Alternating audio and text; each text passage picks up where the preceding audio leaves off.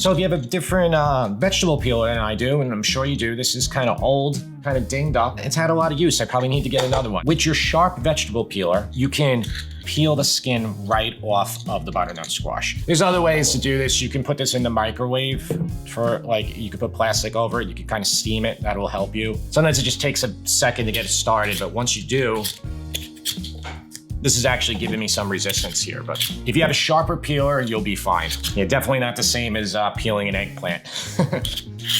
You see how there's like, in it, there's like these green lines right here. So right there is kind of where you want to get it to. You want to get those off. You'll expose the really bright orange butternut squash. 4 cups of this. I chopped just the end off, there, and there. And it's gonna look like this. Now remember, you want a sharp knife for this. Okay, and we're gonna cut it right in half. And then you're gonna expose the seeds. You know, do this right in your garbage. You don't have to do what I'm doing here.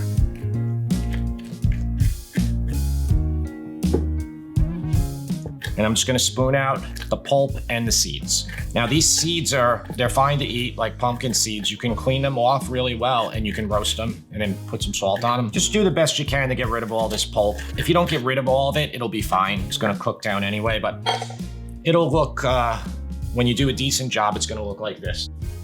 You're just gonna cube this. It doesn't have to be, you don't have to cut it into any shape. It doesn't matter. It's hard right now, so that's why people, some recipe sites you'll see will say to microwave it. So if you want to make it more comfortable for yourself, definitely do that.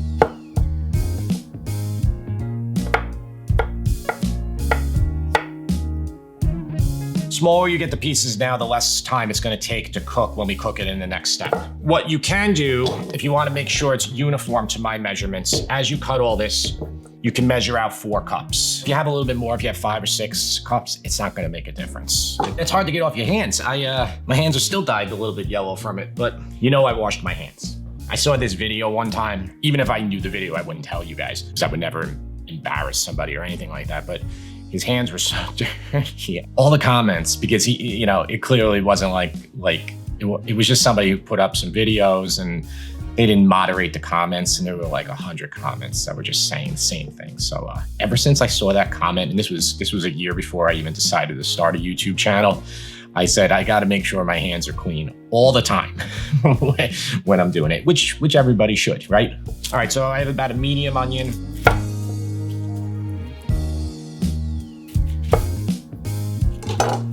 I just cut my onion in half. I'm gonna try to get the skin off without crying, but I might cry. I cried yesterday. I did. You'll never know though, because I will edit it out.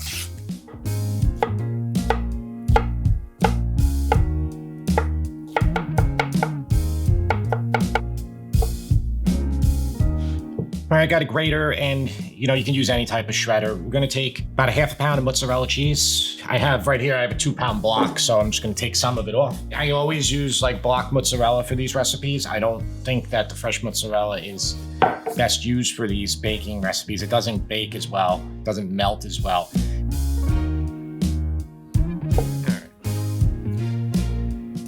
I'm going to cube 2/3 of this, and then I'm going to shred the last bit. And this little bit of shredded will be for the top, right? It makes sense, right? You shred it on top, and then the cubes go inside of it for more texture. If you freeze this, it makes it easier to shred and to cut. This is Polio. It's more on the wetter side of mozzarella cheese. Like Galvani will be harder.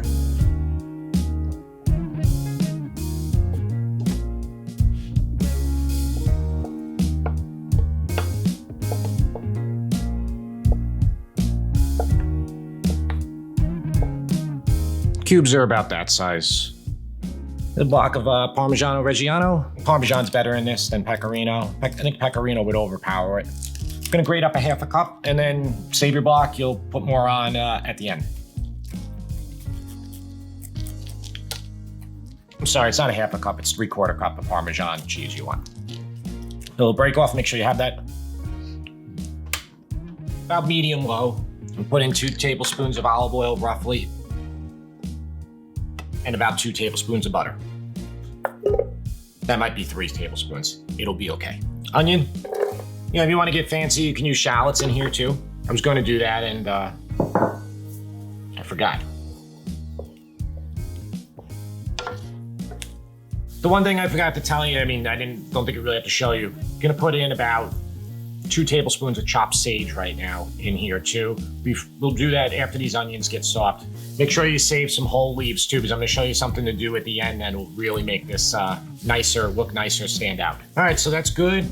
About a few minutes, we're gonna put in all the butternut squash. Coat the butternut squash with that butter and oil, onions, get all the sage in. About 2 tablespoons I put in.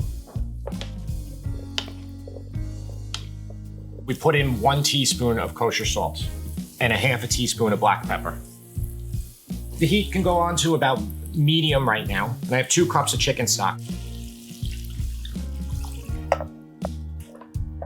We're just gonna let this cook out for 20, 30 minutes, however long it takes to get very soft. You don't have to cover it. We kind of want this liquid to evaporate. If during this process, if the liquid evaporates too quickly and you notice that it starts to maybe brown or burn, just add a little bit more water in there.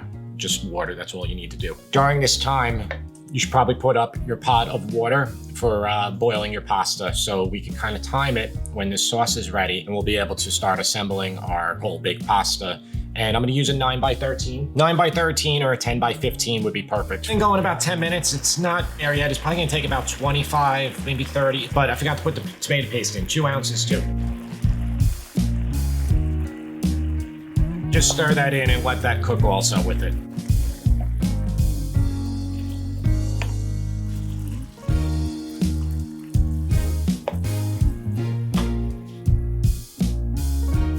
All right, so it's been about 25 minutes. I covered it for maybe a few minutes just so I didn't get too much evaporation. You can do that if you want. Either way, if you don't do that, you just add a little bit more liquid. So if you can see right here, see there's a lot of texture in here. So some of the pieces are still whole. Everything's very soft though, and this is pretty much what I want. I'm gonna turn it off right now. We wanna taste this sauce. We wanna make sure that it has the right amount of salt and pepper before we assemble our, baked pasta.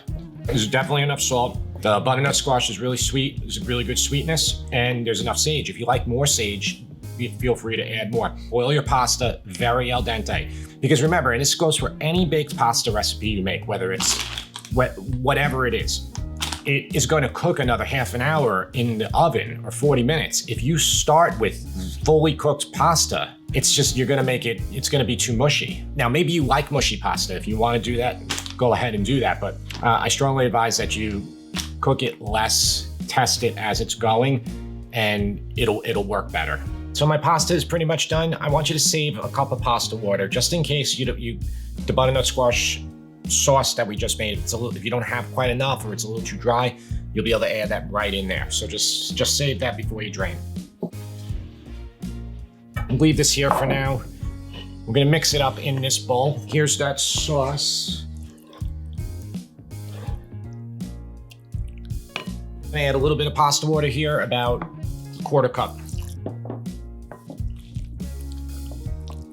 And I'll add a 1/4 cup to the other batch. So basically about a half a cup I'm putting in here. I'm just trying to loosen it up a tiny bit. I'm gonna put it in there with the sauce. I'm gonna mix this through, and you can let this cool off a little bit before you add your mozzarella cheese. And remember, we're gonna add the block mozzarella cheese, and we're gonna add the grated Parmigiano Reggiano cheese that we just did a few minutes ago. Yeah, so that can stay there. I'm just gonna take a drop of oil, olive oil, clean paper towel, wipe it on the bottom and on the sides of the baking dish. So we have more sauce, and we're gonna put on about 1/4 to a half an inch of sauce at the bottom of our baking dish right here. That's gonna prevent, even with that oil, it's gonna prevent the pasta from sticking. This is the exact same thing you do on lasagna. It's the exact same thing you do on stuffed shells. It's the exact same thing you do on any baked ziti or whatever. So we just don't have a red sauce here. We have a butternut squash sauce. So essentially I took half of the sauce, mixed it in with the pasta. The other half sauce here, we're gonna take a 1/4 of that, put it down here, and we're gonna save the rest for the top.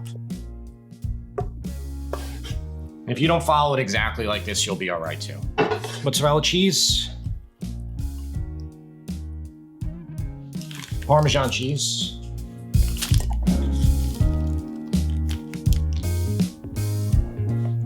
Gently mix this together.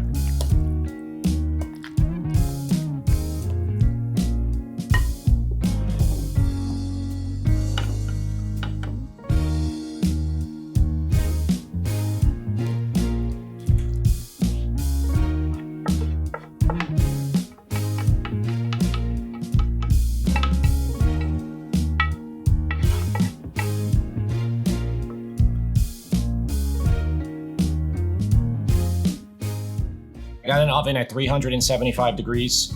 If you don't have parchment paper, you could oil your foil a little bit and put it on top, but that's not gonna work nearly as well as if you do have parchment paper. So this is that parchment paper from before with the cheese. I'm gonna put it right on top of here. Now don't worry, it's not gonna burn or anything like that. And then you take your foil now and you wrap it around. One last thing, and that's why I wanted to tell you to wait to the end for it. So these sage leaves that I told you to save, the whole ones, they're excellent fried. And so I'm just gonna fry them in a little bit of oil right here. And they only take about 10 seconds, 20 seconds. And just make sure the sage leaves are dry before you put them in the oil or they'll splatter all over.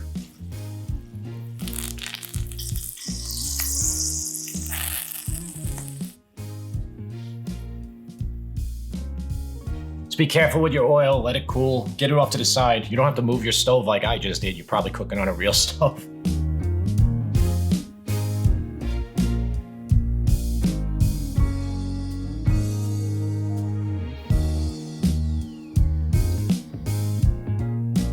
You got all the crispy parts, which is the best part of any baked pasta you make. And then you have the crispy sage here that you can kind of just put on top for some nice color, and the crispy sage tastes really good. I'm hoping to encourage you to try some new stuff instead of just always making, say, like baked ziti with red sauce. This is obviously not something you're gonna make all year long, but now when it's fall, Thanksgiving, all this, just add it to your recipe list. I'm going to be making a few more of these that I'll get up this season, and no doubt I'll have more for you next season. Until next time, see ya.